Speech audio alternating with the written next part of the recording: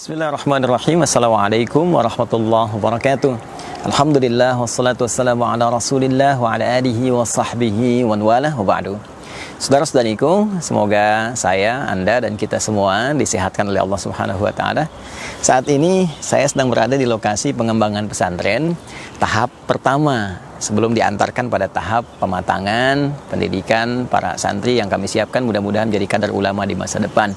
Alhamdulillah area ini yang teman-teman bisa saksikan adalah area pengembangan tahap 1 tingkat ibtidaiyah. Jadi konsep pesantren yang kami siapkan dan alhamdulillah kita kembangkan, kita mulai bahkan dari sejak KB ya, menemukan calon-calon ulama masa depan, kemudian berlanjut ke TK dengan menurunkan kurikulum dari Al-Quran dan Hadis yang dikombin dengan sistem pendidikan nasional tentunya ya, sehingga mendapatkan dua bagian secara langsung, baik pendidikan di tingkat nasional juga optimalisasi di tingkat syariat atau pendidikan agamanya. Dan ini adalah ruang atau lahan yang teman-teman bisa saksikan untuk pengembangan tingkat ibtidaiyah. Jadi di ibtidaiyah ini nanti kita siapkan dasar-dasar keagamaan khususnya Al-Quran sampai 30 juz. Kemudian insya Allah di wisuda di Mekah dan di Al-Madinah, Al-Munawwarah yang akan dilanjutkan nanti tahap SMP atau Thanawiyah kalau di kita, kemudian Aliyah SMA-nya. Satu tempat yang lain yang nanti kita akan ke sana untuk saya sampaikan juga sebagai pertanggungjawaban bagaimana teman-teman berwakaf di lahan dan pengembangan untuk pembangunan. Untuk yang ini alhamdulillah kita sudah ada murid sampai di kelas tingkat 2 mau ke tingkat 3, jadi kita siapkan. Ini kita sedang buatkan kurang lebih 3 lantai ya untuk mengakomodasi proses pembelajaran calon-calon ulama kita, dan nanti insya Allah saya juga tunjukkan kepada teman-teman desainnya yang bisa Anda lihat ya berikut ini ditampilkan. Nah, ini lahannya teman-teman sekalian. Jadi alhamdulillah saat ini sudah dipasang untuk fondasinya ya, fondasi dasar tentunya. Ini sebelum pengurugan ada borpel terlebih dahulu, beberapa di teman-teman bisa lihat sudah dilubangi dan kita sudah dapatkan juga sumber air yang cukup jernih. Nanti kita bisa lihat. Dan ini yang sudah kami siapkan sampai dengan saat ini. Nah, untuk pembangunannya sendiri teman-teman sekalian ini membutuhkan dana kurang lebih ada 7 miliar rupiah. Ya, mudah-mudahan dalam pengembangannya ada yang Allah titipkan kepada saya ataupun teman-teman semua untuk mewujudkan ini semua ya, dalam setahun ini kita harapkan bisa selesai. Jadi saya mengajak teman-teman sekalian untuk berinvestasi, berwakaf sehingga menjadi bagian dari gedung yang bisa menyiapkan kadar-kadar ulama ke depan dan tentunya spesifik menjadi ahli Al-Quran. Bayangkan di sini akan terjadi anak-anak menghafal Quran sampai lulus ya, sampai 30 juz dengan izin Allah Subhanahu wa taala, dan berapa insya Allah pahala banyak bisa dialirkan. Pun demikian bagi saudara-saudariku yang akan menyekolahkan misalnya atau menitipkan anak-anaknya di sekolah kami bernama untuk ibtidaiyahnya ya, AIS, Akhyar International Islamic School. Jadi kelasnya udah internasional karena kita juga bekerja sama dengan kampus-kampus di Timur Tengah untuk kurikulumnya. Ya, ini sudah berjalan dengan Al-Azhar, kami juga sedang koordinasikan dengan Madinah, dengan Ummul Qura, sehingga anak-anak SD ini itu sudah mendapatkan pendidikan dasar selevel dengan kampus-kampus tadi yang dasarnya ya, dengan izin Allah Subhanahu wa taala. Alhamdulillah mudah-mudahan berjalan lancar. Sekali lagi saya mengajak teman-teman sekalian untuk membantu menyempurnakan bangunan gedung yang insya Allah tahun depan sudah kita bisa siapkan. Kurang lebih dana yang dibutuhkan 7 miliar rupiah dan mudah-mudahan terkumpul dan bisa maksimal untuk kita bangun gedung, dan tentunya kita akan lanjutkan ke pesantren tingkat SMP dan SMA-nya yang nanti saya akan tunjukkan lahannya ke teman-teman. Dengan izin Allah di tahun ini akan mulai masjid dibangun untuk lahan yang mahad setingkat Thanawiyah atau SMP, dan tentunya ke depannya ada aliyahnya. Demikian teman-teman sekalian, dan satu lagi yang penting diingat bahwa di pesantren yang kami konsep itu dari KB kami siapkan ke TK, ibtidaiyah, SMP, SMA. Jadi investasinya hanya sampai dengan tingkat aliyah atau SMA di kita. Sedangkan S1, S2, S3 kami siapkan beasiswa sampai selesai doktoral dengan izin Allah Subhanahu wa taala. Semoga Allah berkahi. Terima kasih. Bagi Anda yang berminat untuk berdonasi, Anda bisa sampaikan ke rekening berikut ini. Ya, langsung ke rekening Yayasan Quantum Akhyar Institute sehingga dengan itu bisa dioptimalkan. Adi Hidayat dari lahan Akhyar International Islamic School. Semoga Allah berkahi. Assalamualaikum warahmatullahi wabarakatuh.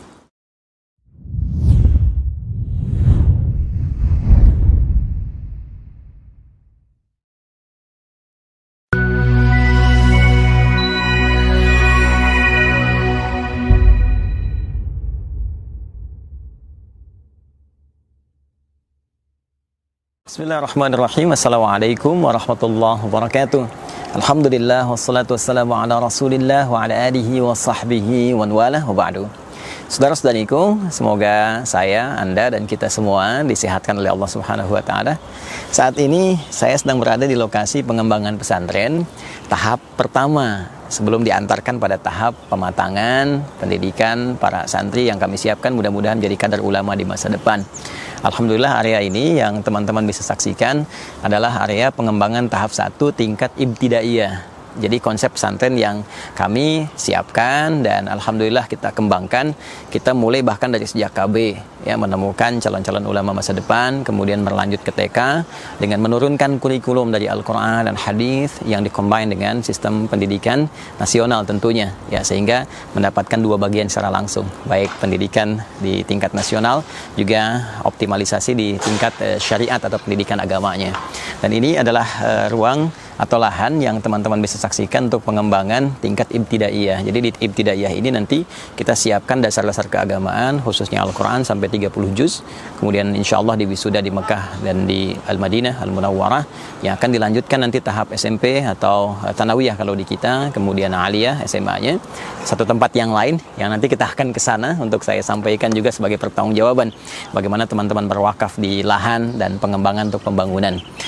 Untuk yang ini alhamdulillah kita sudah ada murid sampai di kelas tingkat 2 mau ke tingkat 3, jadi kita siapkan. Ini kita sedang buatkan kurang lebih 3 lantai ya untuk mengakomodasi proses pembelajaran calon-calon ulama kita, dan nanti insya Allah saya juga tunjukkan kepada teman-teman desainnya yang bisa Anda lihat ya berikut ini ditampilkan.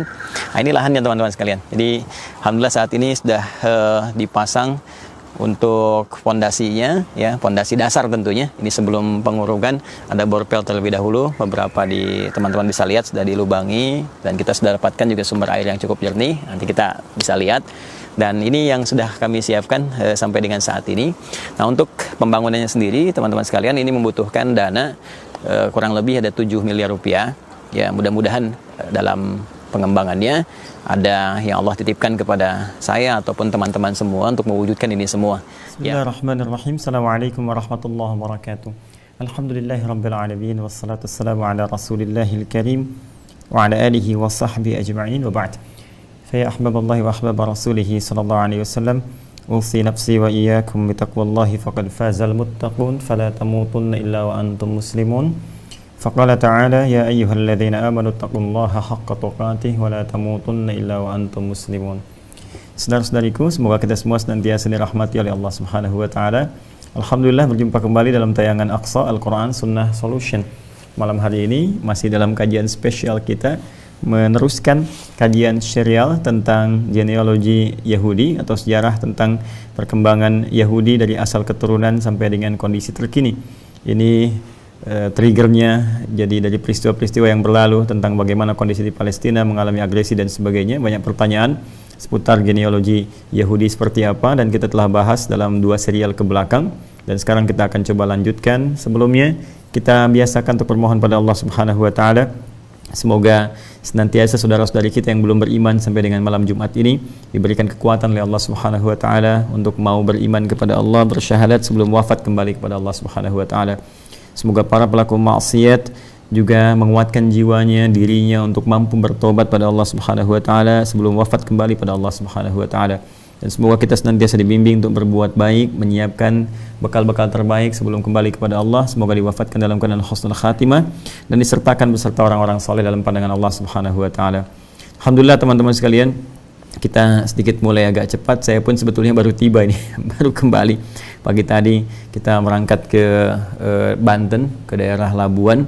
Ya, di Cimuncang saya sempat lihat berita ada nenek Minah ini ya, yang tinggal di satu gubuk yang tidak layak gitu. Kemudian di dalam rumahnya itu senantiasa bocor ke toilet kemana-mana sehingga beliau tidur itu di dipan, ya dipan rumahnya ini.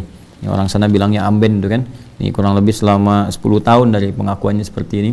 Jadi setelah dapat informasi, kemarin saya mintakan 1 Juni untuk dicari dan sudah ditemukan. Tadi kita berangkat pagi dan alhamdulillah semoga Allah berikan solusi-solusi kebaikan. Kita telah coba usahakan bantu semaksimal mungkin untuk membeli lahannya, kemudian juga kita coba renovasikan. Insya Allah kita kabarkan kepada teman-teman, mudah-mudahan esok hari bisa diberitakan secara lengkap.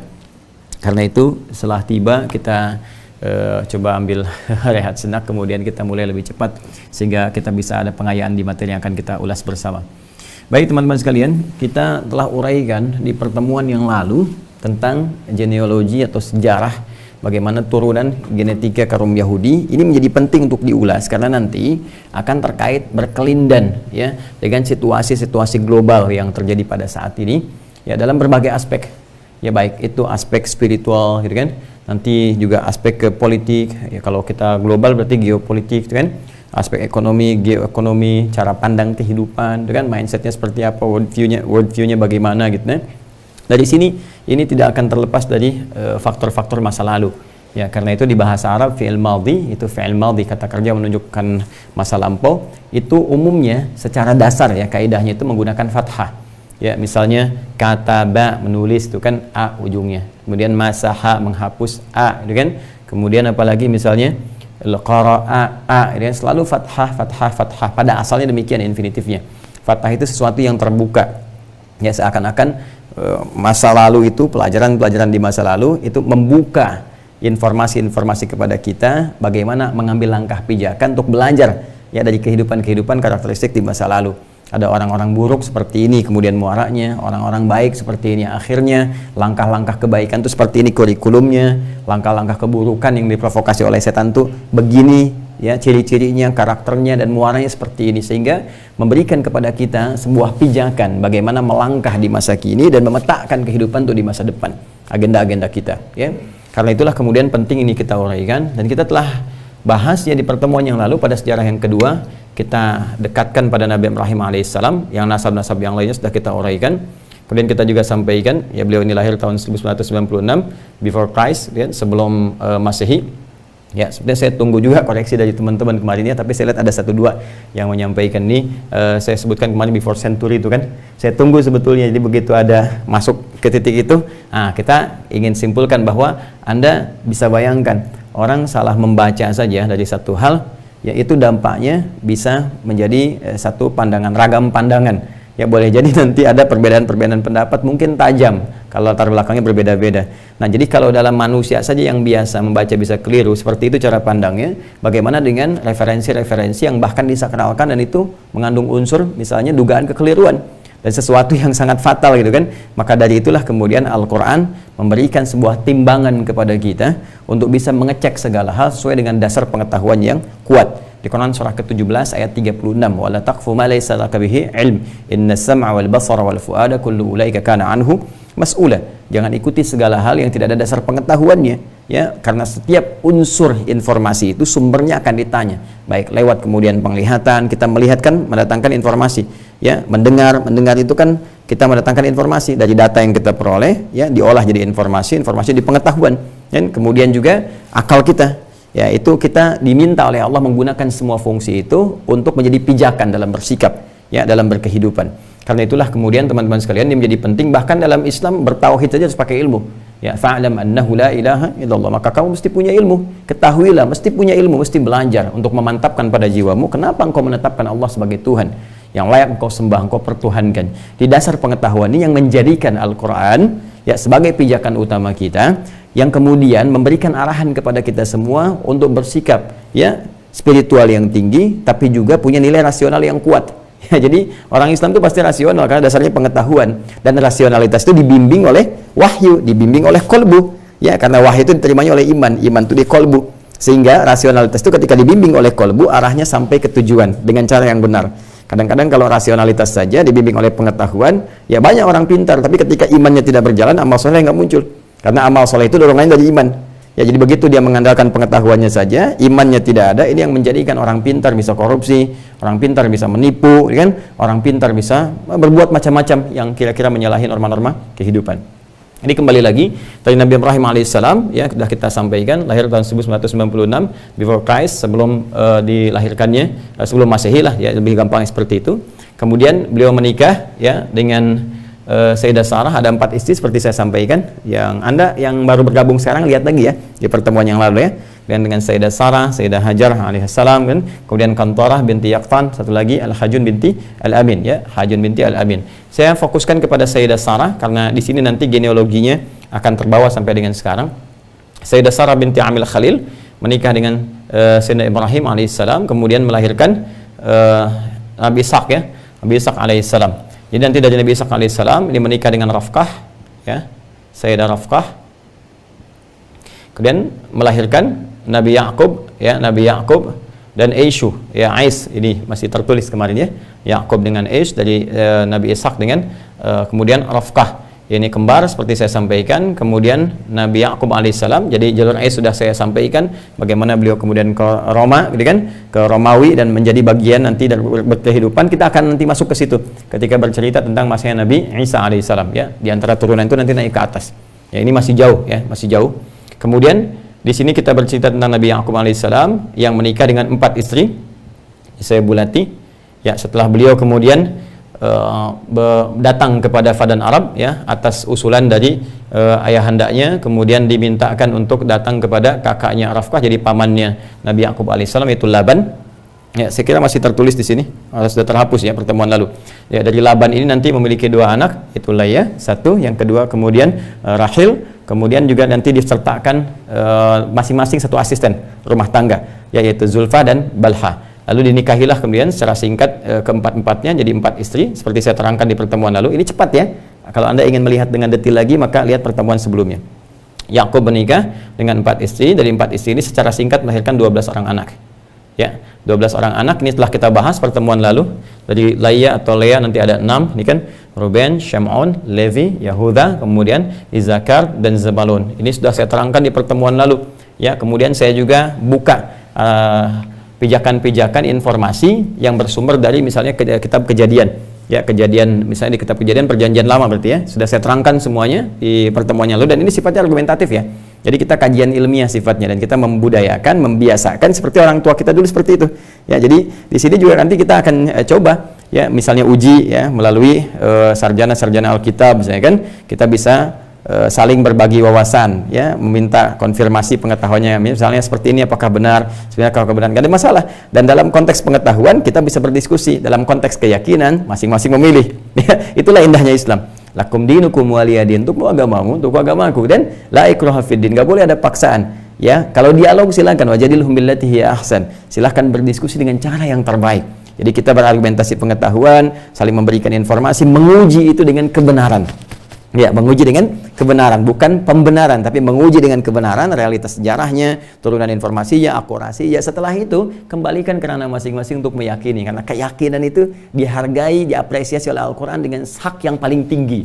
Ya, hak yang paling tinggi. Dan ini nanti menjadikan spirit kebangsaan kita dengan lahirnya nanti pasal 29 ya, ayat 1-nya untuk negara berdasar atas ketuhanan yang Maha Esa, ini spirit kebangsaan kita, bernegara kita ya, dan ini turunnya nanti Pancasila sila pertama ya, ketuhanan yang Maha Esa. Kemudian yang ayat yang keduanya pasal 29 ayat 2, negara menjamin kemerdekaan tiap-tiap penduduk untuk memeluk agamanya masing-masing. Jadi negara menjamin ya untuk kita memeluk agamanya masing-masing, jadi menghargai dan menjadikan sebagai hak dasar. Negara menjamin kemerdekaan tiap-tiap penduduk untuk memeluk agamanya masing-masing dan beribadah menurut agama dan kepercayaannya itu. Jadi kita beribadah dijamin oleh negara, dijaga oleh negara, gitu kan? Jadi nggak boleh misalnya negara menyoal orang sholat, menyoal orang baca Quran. Karena itu nanti ada Kementerian Agama untuk memfasilitasi, itu jaminan dari negara ya, untuk haji, untuk umrah, untuk macam-macam turunan-turunannya.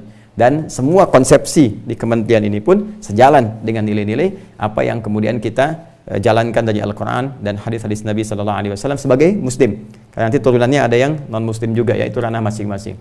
Jadi ini saya ingin sampaikan dasarnya pengetahuan. Saya sudah ceritakan ini ya, siapa itu Ruben, kontroversinya bagaimana dia kemudian dikisahkan dalam satu narasi kitab suci, dia menggauli bahkan ibu mahramnya, yaitu Balha, yang kemudian kena salah satu kita bisa katakan ya, bukan hanya kecaman, tapi juga bisa katakan pengalihan ya, pengalihan hak kesulungan dia, hak kepemimpinan dia ya, yang disampaikan oleh Nabi Yakub alaihissalam seperti kita bahas di pertemuan yang lalu. Dan ini yang kemudian diluruskan oleh Al-Quran, dibandingkan narasi sejarah ini ditampilkan dengan narasi yang terbaik. Kemudian Syamun juga sudah kita bahas, Levi sudah kita bahas, Yahuda sudah kita turunkan, bahkan kita mencoba kemudian untuk melompatkan ini ke Nabi Isa alaihissalam. Dan ini kita sampaikan dalam narasi Perjanjian Lama. Nanti saya akan ulang kembali ya, bahkan di Perjanjian Baru nanti yang seperti saya sampaikan di Matius juga, di Lukas juga sudah saya terangkan. Nanti kita akan turunkan kembali ketika masuk ke situ ya, ketika masuk ke situ. Baik, dan saya juga belajar ya, hati-hati. Saya belajar seperti saya sampaikan, referensi saya, kita juga banyak. Ya, kita juga belajar, kita belajar misalnya kristologi, kita juga belajar di membaca yang Talmud dulu ya. Nanti kita akan tunjukkan ya bagaimana karakteristik ketika sampai kepada masanya nanti ya, kepada masanya. Baik, turunkan dulu teman-teman sekalian. Izzakar sudah kita bahas, Zabalun juga sudah beserta anak-anaknya. Kemudian dari Rahil ada 2 anak, kemudian Yusuf ya alaihissalam, Bunyamin adiknya ya, Yusuf dengan Bunyamin. Kemudian juga dari Zulfa sudah kita bahas, ada Gad atau Jad gitu kan, dan Asyur sudah kita turunkan. Jadi kalau ini 6 tambah 2 8 tambah 2 10. Kemudian dari Balha juga ada 2, yaitu Dan dan Naftali. Dan Naftali. Jadi 10 tambah 2 12 ya. Secara singkat di pertemuan lalu kita telah bahas bahwa dari semua kontroversi kehidupan yang digambarkan ini teman-teman sekalian, dan secara indah kemudian ditimbang oleh Al-Quran ya, wa muhaiminan alaih, seperti saya sampaikan di surat Al-Maidah itu yang teman-teman dapatkan di pertemuan yang lalu. Jadi silahkan, kata Allah Subhanahu wa taala, saya tampilkan di kisah-kisah terbaik, saya tampilkan uraian-uraian dalam Al-Quran dengan cara yang terbaik, dengan sesuatu yang benar, dan Anda bisa timbang ya. Jadi bahkan Al-Quran menawarkan uji dulu nih, silahkan secara historis Anda bisa uji ya, secara bahkan yang paling indah tuh, secara filologis Anda bisa uji, silahkan uji diksinya, kira-kira ini bahasa manusia atau bukan ya. Kemudian setelah historis silahkan Anda uji, di tahun sekian, di masa sekian, abad sekian terjadi nggak seperti ini, buktikan lewat pengetahuan, lewat ilmiah ya, isinya bagaimana, dan semuanya silahkan. Setelah itu yang paling dahsyat, setelah Anda menemukan segalanya, dan bahkan kalau Anda masih ragu, bikin semisal Al-Quran. Kalau merasa Al-Quran itu produk manusia, produk budaya, kalau produk budaya, produk manusia, pasti setiap manusia bisa bikin seperti itu. Makanya kata Allah, silahkan kalau Anda mampu bikin semisal itu. Turunlah misalnya pertama kali Al-Baqarah di ayat 23 itu kan.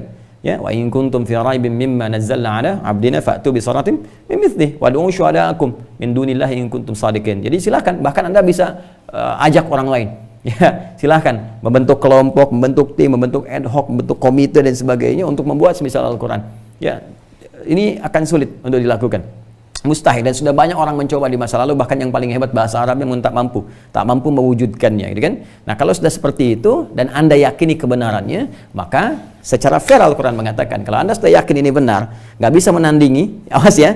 Jadi jangan dahulukan emosi. Secara ilmiah Al-Quran menawarkan, silahkan uji, Anda nggak mampu, datangkan semisalnya, Anda nggak mampu, diuji kebenarannya ternyata nyata, secara historis terbukti, secara filologis bahkan sastra susunannya indah, nggak mampu disaingi, dan Anda menyatakan tunduk patuh di situ bahwa ya ini benar nih, ini firman Tuhan nih, ini firman Allah nih, ya nggak bisa nih, segala sifatnya ini nggak bisa ditunjukkan kepada manusia, segala sifatnya nggak berubah dari awal sampai akhirnya, bisa dihafalkan oleh semua kalangan, bisa melihat tak bisa melihat, besar kecil tua muda, dibaca nggak pernah bosan, 17 kali dalam sehari orang baca Al-Fatihah nggak pernah orang mengeluh kan, dan sebagainya. Ini menunjukkan sesuatu yang beda. Ketika Anda mengakui itu semua dan tunduk kepada keadaannya, maka secara objektif Al-Quran mengatakan kalau begitu ini jadi timbangan karena Anda mengakui kebenarannya. Jadi kalau ada kemudian yang berbeda dengan Al-Quran, maka mesti dikembalikan ya, kepada kebenaran yang tercantum dalam Al-Quran. Kalau masih kurang yakin, diujilah kebenaran itu dengan segala sumber informasi. Cek fakta sejarahnya seperti apa, ya kan?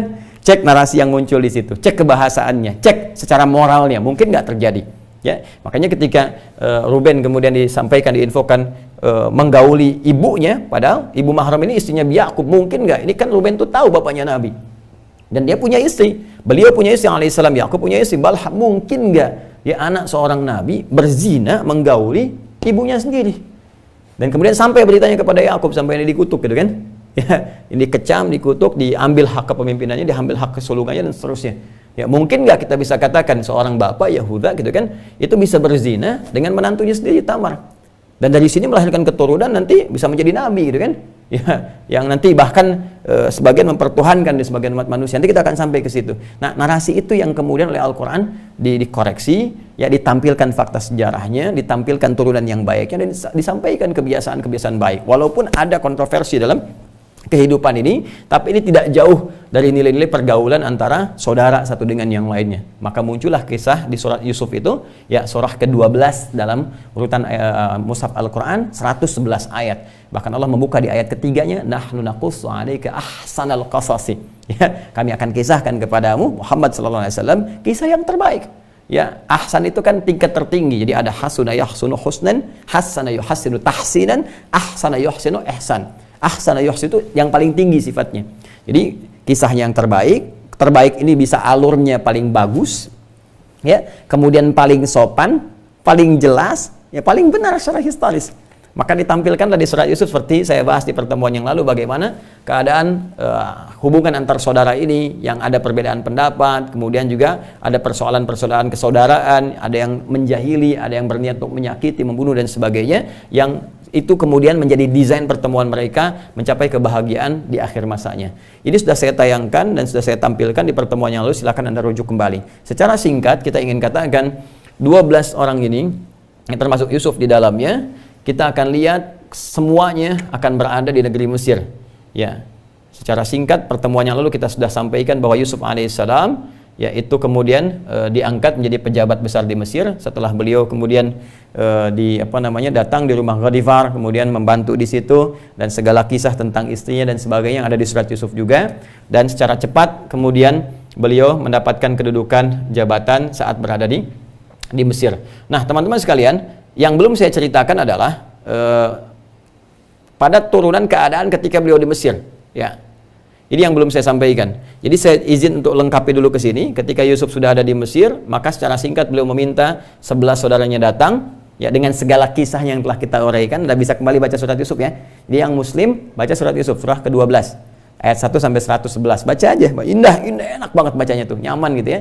Nanti yang non muslim juga misalnya yang Katolik atau Kristen, silahkan dibaca di kitabnya masing-masing. Saya sudah turunkan di pertemuan-pertemuan yang lalu ya, di kitab Kejadian dengan turunan-turunan yang lainnya, silahkan dibaca lagi. Nah kemudian secara singkat disepakati bahwa 12 ini beserta ayah ibunya, ya, ayah dan ibu-ibu mereka, yaitu Nabi Yakub alaihissalam dan istri-istrinya, kecuali Rahel sudah meninggal kan, maka dibawa ke Mesir, diboyong keluarga besarnya, orang tua plus 11 saudara. Nih, kita sampai di sini kemarin. Ya, jadi Yusuf sudah ke Mesir. Kemudian di sini di keluarga Ghatifar setelah selesai, kemudian diangkatlah dengan kisah tertentu dari penjara jadi pembesar Mesir, orang nomor 2-nya. Lalu keluarganya diboyong ke sini setelah terjadi kejadian satu krisis pangan ya, di Kanaan krisis pangan, dan dibawa ke sini, dan 11 orang saudaranya ikut, keluarganya ikut, maka jadilah 12 bersaudara ini, teman-teman sekalian, 12 bersaudara plus orang tuanya menetap di Mesir. Nah, 12 bersaudara ini yang disebut dengan Asbat, Al-Asbat. Ya. Ya. Kemudian ini 12 orang ini, 11 saudara plus Yusuf, karena ini anaknya Nabi Yakub alaihissalam ke sini, dan Yakub punya gelar Israel, ya, Israel, bukan Israel yang sekarang ya, negara yang sekarang yang mengklaim sebagai negara. Lihat sini, Israel, Isra artinya hamba, ya kan? Yang taat, yang saleh, il itu Allah. Ya, Allah. Masih ada kan Jibril, Mikail, Israfil, Israel dan seterusnya kan? Il itu menunjuk kepada Allah, malaikatnya Allah. Hamba, ya kan? Allah yang taat, yang patuh. Hamba Allah yang taat, yang patuh. Makanya semua, nanti kalau Anda baca kisah tentang Nabi Yakub itu sangat luar biasa ya. Ini ada pelajaran bagi kita yang punya banyak persoalan yang berat yang kita rasakan. Nanti ada inspirasi dari Nabi Yakub bagaimana mengarahkan semua itu dicurhatkan kepada Allah sehingga mendapatkan hasil yang terindah. Ya, makanya Nabi Yakub selalu mengatakan innama ashku ya bathi wa huzni ila Allah. Saya selalu menjadikan seluruh curahan hati saya baik dalam kesedihan, dalam hal-hal yang mengecewakan kepada Allah saja. Karena Allah pasti memberikan jalan yang terbaik. Jadi itu tinggi sekali ya, dan itu nanti ada pelajaran besar kita dapatkan di dalamnya. Nah, ini hamba Allah yang sangat saleh. Maka keturunannya itu disebut dengan Bani, seperti pernah saya terangkan. Ya, Bani, anak-anaknya Israel. Nah, dilekatkan kalimat ini termasuk dalam Al-Quran nanti untuk memberikan kesan kuat supaya menjaga kesolehan itu. Diteruskan oleh keturunannya. Ya Bani Israel, ya Bani Israel, ya Bani Israel, ya Bani Israel, adkuru ni'mati allati an'amtu 'alaikum, kan? Hei Bani Israel, anak-anak Israel, kalian tuh anaknya seorang yang soleh, seorang yang taat, seorang yang selalu beribadah kepada Allah, curhatnya kepada Allah, nggak layak berbuat seperti ini. Itu indah bahasa Qurannya. Ya kan? Ingatlah nikmat-nikmat yang Allah berikan kepadamu. Kan dibuka di Al-Baqarah ayat 40 dulu kan? Ya Bani Israil adkuru ni'mati allati an'amtu 'alaikum wa aufu bi ahdikum wa iyaya farhabun, kan? Kemudian di ayat 47-nya juga kan? Ya Bani Israil adkuru ni'mati allati an'amtu 'alaikum wa anni faddaltukum 'alal 'alamin. Selalu kalimat itu positif. Dalam artian mengarahkan kepada kebaikan. Ketika mereka berbuat salah pun kan ditarik lagi. Hei kalian anak keturunan dari seorang yang soleh, seorang yang taat, nggak pantas berbuat seperti ini. Itu gambaran cepatnya kalau kita mau lompat. Nah, ini 12 ini kemudian menyatu dengan Yusuf. Nah, sekarang pertanyaannya, ini kan di Mesir ya. Terus gelar Raja Mesir itu kan Firaun. Ya, gelar Raja Mesir itu Firaun ini yang saya tuliskan dengan cepat ya. Ya, ini dalam Latinnya kalau kita tuliskan dalam bahasa Arab seperti ini, Firaun. Nah, kalau sudah Firaun itu gelar Raja Mesir. Faraoh gitu kan, kalau kita dengan Latin sekarang kita katakan Firaun dalam bahasa Arabnya itu gelar, jadi bukan menunjuk kepada nama orangnya tapi gelarnya. Dan saat Nabi Yusuf ini dalam kehidupannya gitu kan, dikisahkan orang yang menjabat sebagai rajanya, sebagai Firaunnya itu namanya Rayyan bin Walid. Ya, Rayyan bin Walid ini keterangan Ibnu Ishaq, ini sejarawan yang sangat luar biasa dan banyak mengisahkan sejarah-sejarah kehidupan, bahkan dari sejak masa-masa awal kehidupan sampai dengan ke masa Nabi Muhammad SAW. Itu tarikh Ibnu Ishaq itu sangat terkenal, ya, uraian sejarah yang ditulis dikaryakan oleh Ibnu Ishaq. Nanti ada syarahnya juga, ya, syarahnya nanti penjelasannya. Nah, teman-teman sekalian, disebutkan bahwa Firaun, ya, pejabat raja Mesir yang berkuasa pada masa itu di zamannya Nabi Yusuf alaihissalam, itu namanya siapa? Rayyan bin Walid menurut keterangan Ibnu Ishaq. Bahkan nanti ketika Nabi Yusuf meninggal di periode ini pun, teman-teman sekalian, nanti lama setelah itu ini pun meninggal juga di masa yang sama. Ya, jadi ini kita ketahui bahwa Nabi Yusuf alaihissalam kemudian juga dipercaya di Mesir membawa risalah keislaman karena membawa risalah Yakub ayahnya. Ya, sedangkan Yakub membawa risalah siapa? Ishak bapaknya. Ishak membawa risalah siapa? Ibrahim. Ya, dan semuanya membawa risalah apa? Ibrahim membawa risalah keislaman, kepatuhan, ketundukan. Islam itu kan tunduk, patuh. Aslama yuslimu, tunduk, patuh kepada Tuhan, kepada Allah. Ya, sifatnya disebut Islam, orang yang muslim, makanya orang Islam itu harus tunduk, patuh kepada Allah. Jadi kalau Anda mengaku muslim, ya, kata Allah misalnya salat, kata Allah puasa, kata Allah jangan mencela, jangan fitnah, jangan bikin hoax, ya, jangan misalnya saling berselisih, jangan saling berselisih. Itu sudah sesuatu hal yang harus dilakukan karena muslim patuh, taat. Ya, kerangkanya, bingkainya, sifatnya, keadaannya disebut dengan Islam. Maka dari itu ketika Nabi Ibrahim berserah diri kepada Allah di Al-Baqarah pertama kali, saya selalu urut dari awalnya. Ya, nanti kita akan urutkan terus sampai ke akhirnya gitu kan. Nah, di Al-Baqarah ayat 131, Quran surah kedua ayat 131. Paling kiri dari atas sedikit saja ke bawah, ya, idz qala lahu rabbuhu aslim qala aslamtu lirabbil alamin. Ketika Rabbnya Allah Subhanahu wa taala mengatakan kepada Ibrahim alaihissalam, aslim, tunduk patuh kepada Rabbmu. Maka beliau mengatakan aslamtu lirabbil alamin. Ya, saya Islam, saya tunduk, saya patuh kepada Allah penguasa seluruh alam. Nanti ini bisa diuji ya. Kita akan lihat ya keterangan di kitab lain seperti apa, di Al-Qur'an bagaimana, nanti dikomparasikan. Dan dari komparasi diuji pembuktiannya dengan sejarah, ya, dengan pengetahuan kita, dengan keaslian bagaimana dari segi filologisnya, ya, turunan alurnya dan sebagainya di masa itu seperti apa, kita bisa ujikan. Ya, jadi teman-teman sekalian, ketika itulah Nabi Ibrahim alaihissalam mewasiatkan kepada keluarganya, ya, di ayat 132-nya, wassa biha Ibrahimu banihi wa Yaqub. Ya baniyya innallaha astafa lakumud din fala tamutunna illa wa antum muslimun. Wa wassa biha Ibrahimu banihi. Dan Nabi Ibrahim mewasiatkan biha, haknya kembali ke awal. Ya, dengan kalimat tauhid tadi, bi kalimatit tauhid la ilaha illallah bil Islam. Maka Nabi Ibrahim mewasiatkan kepada anak cucunya, wa Yaqub, dan Yaqub ini.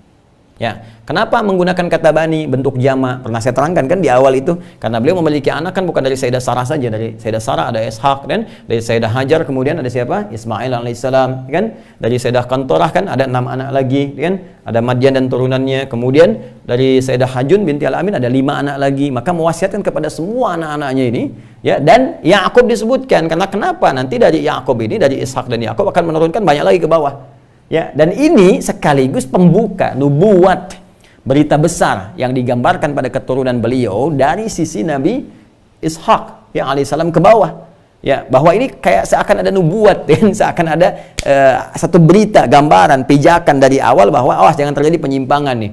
Ya, kemungkinan akan terjadi begini. Tegaskan, kakek moyangmu berkata ini yang aku wariskan, ini yang aku sampaikan. Jangan berubah sampai kemudian kalian berketurunan, kan? Maka ketika sampai risalah ini ke Nabi Yakub, ya, wa Yakub, diteruskan ke bawahnya. Ya, makanya ketika Nabi Yakub akan meninggal pun, jangankan saat hidup, akan meninggal pun direkam di Al-Qur'an di ayat 133-nya. Al-Baqarah ayat 133. Am kuntum syuhada'a idh hadara Yaqub al-maut idh qala li banihi ma ta'buduna min ba'di qalu na'budu ilahaka wa ilaha abaika Ibrahim wa Ismaila wa Ishaqa ilaha wahida wa nahnu lahu muslimun. Bahkan jangankan dalam keadaan beliau masih hidup, saat akan meninggal pun Nabi Yakub tetap memastikan kembali. Dan ini menjadi sunnah, ya, sunnah dari orang tua, bahkan di penghujung usianya ketika merasakan misalnya ini kayaknya saya sudah lemah segalanya gitu kan. Maka yang pertama kali diwasiatkan kepada anak keluarganya itu bukan persoalan dunia. Oh, hati-hati.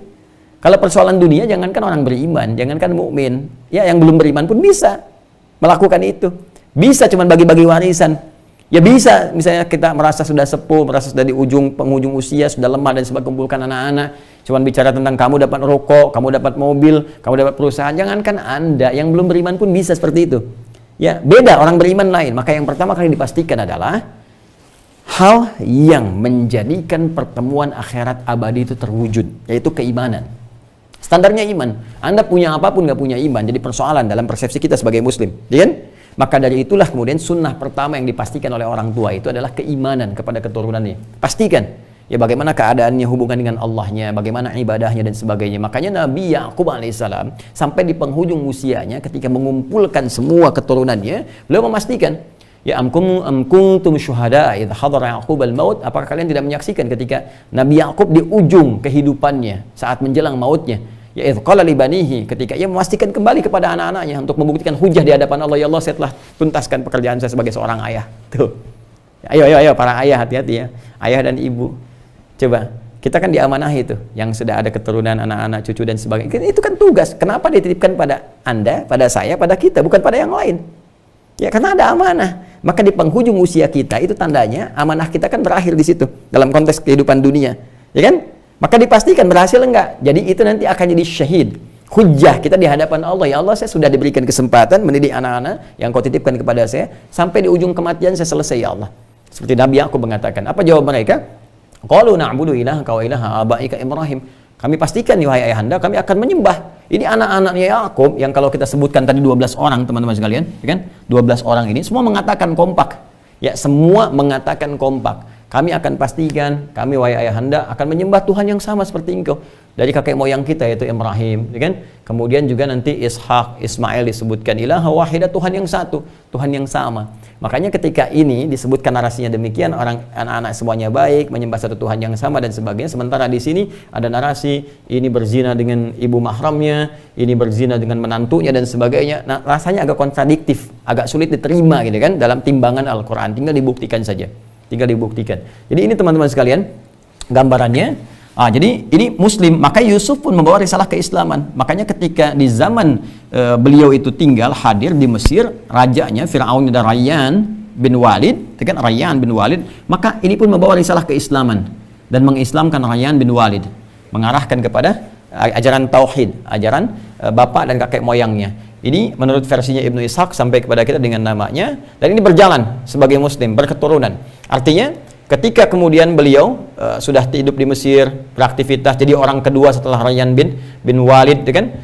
Kalau kita sekarang bukan sekedar menteri keuangan, kan? Menko mungkin ya, Menko gitu. Jadi menteri koordinator, ya beliau mengatur tentang keuangan, tentang pangan, tentang macam-macam, kan? Dan ditata negara sehingga menjadi bagus, sangat luar biasa. Nanti boleh tuh. Ya, fikih pemerintahan dalam urusan-urusan pangan, keuangan, logistik bisa belajar dari turunan Nabi Yusuf alaihissalam yang nanti akan diteruskan secara sempurna pada era Nabi Muhammad sallallahu alaihi wasallam. Kita akan masuk ke sana ya, insyaallah. Nah, di sini teman-teman sekalian, jangan lupakan bahwa selain Yusuf kan ada 11 saudara yang lain. Ya, 11 saudara ini kan nanti akan melahirkan keturunan-keturunan. Apalagi di pertemuan lalu saya terangkan, Ruben kan bawa anak juga ketika hijrah. Ya, Syamun bawa anak juga, Levi bawa anak juga, Yahuda bawa anak juga. Anaknya 5, 2 meninggal, 3 dibawa ke sini. Masih saya tuliskan tuh. Ini anaknya 3 yang dibawa ke Mesir hijrah. Ini Syamun anaknya 6 dibawa hijrah. Kemudian Levi anaknya 3. Yahuda 5 tapi 2 sudah meninggal duluan, 3 dibawa ke sini. Isakar 4, Zabalun 3. Itu dibawa semua. Ya, bahkan nanti ke sini ada lagi nih. Ya, Bunyamin aja bawa 10, Yusuf bawa 2. Masih ingat? Ya, manusia dengan Afrem itu kan, ini masih ada tulisannya nih di sini. Ini 2, ini 10 gitu. Ini ada yang 7 bawa anaknya. Jadi ini berketurunan, ya, berketurunan. Makanya di sini nanti ada 12 keturunannya. Disebut asbat itu. Jadi ada 12 ini teman-teman sekalian, nanti menjadi suku, menjadi kelompok. Ya, 12, 1, 2 terus sampai 12. Ya, 1, 2 terus sampai ke 12. Nanti masing-masing ini ya nanti akan ada di antara 12 ini mengacu pada keturunan ke atasnya yang punya tugas masing-masing. Saya nanti ada tugas di kesulungan yang dalam versi kejadian lama, nanti dari sini akan diturunkan karena ini bermasalah Ruben, maka diberikan nanti kepada Yahuda setelah itu.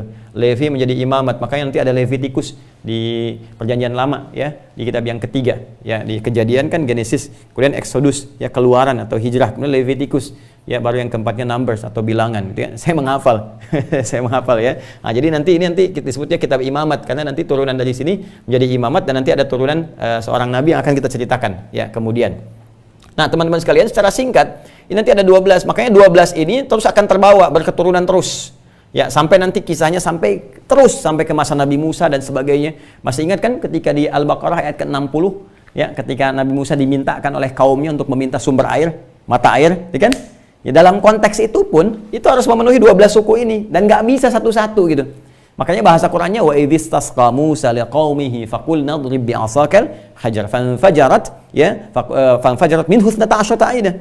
Faqulna idrib bi'asakal hajar fanfajarat minhu 12 'aina. Baik, dan ingatlah, pelajarilah, silahkan cek dalam sejarah ketika Nabi Musa dimintakan oleh kaumnya. Siapa kaum Nabi Musa? Kita akan lihat nanti turunan ini 12 nanti. Ya, mintakan dong kepada Rabbmu supaya kita punya sumber air. Ya, maka difirmankan oleh Allah kepada Nabi Musa, pukulkan tongkatmu yang kayu itu ke batu.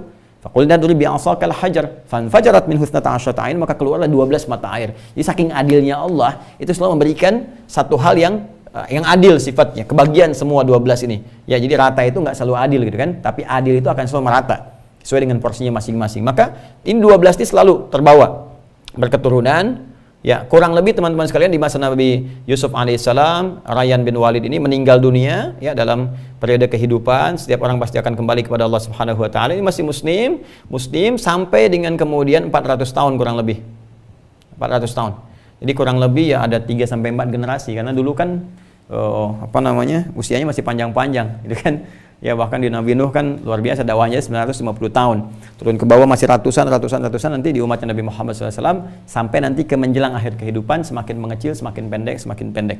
Ya, nanti setelah meninggal kiamat terjadi, balik kepada Allah, dikembalikan pada keadaan semula termasuk tinggi dan sebagainya. Nanti hadisnya ada. Ya, kita akan lihat kemudian waktu insyaallah. Nah, 400 tahun ini kan bukan masa yang sedikit. Ya, perjalanannya walaupun usia panjang tapi tetap kan mengalami hari demi hari. Satu hari kan tetap 24 jam dari dulu sampai dengan sekarang, ya kan? Ya, satu hari nanti menyusun lagi 1 pekan, 7 harinya. Dari pekan jadi 4 pekan jadi 1 bulan, demikian seterusnya. Ya, maka Anda bisa bayangkan teman-teman sekalian, dalam 1 tahun saja misalnya atau 1-2 bulan, 2 bulan, 3 bulan, kalau ada 12 suku dengan berapa anak yang dibawa ke sini, berapa keturunan muncul dalam setiap bulan. Ya, dalam konteks setiap bulan ini di suku ini ada, mungkin suku ini ada. Ini kan anaknya 3 di bawah. Ini menikah dengan siapa? Ya kan? Ya, bisa terjadi. Setahun itu sudah ada berapa keturunan? Bayangkan 400 tahun itu sudah berapa gitu menyebar. Dan persoalan terbesarnya adalah dalam setiap penyebaran ini, teman-teman sekalian, aktivitas dan sebagainya, kan lingkungan akan sangat berpengaruh. Dia pekerjaannya apa, aktifnya di mana, keadaannya seperti apa, gaulnya dengan siapa, kondisinya bagaimana, apalagi terjadi kekosongan setelah Nabi Yusuf alaihissalam meninggal dunia dalam perjalanan ini.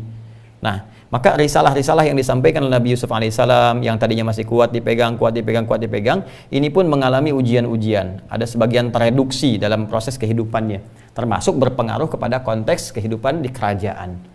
Nah, ini demikian pula di kerajaan, di kepemimpinan, di istana, di macam-macam. Ya, kalau orang-orangnya sudah kemudian terkikis, ya, nilai-nilai keimanannya, misalnya nilai-nilai religiositasnya, keagamaannya, maka kebijakan-kebijakan pun muncul dari para pembisik-pembisik yang kadang-kadang membisikkan sesuatu yang tidak tepat. Maka menjauh kemudian dari kebijakan-kebijakan yang baik.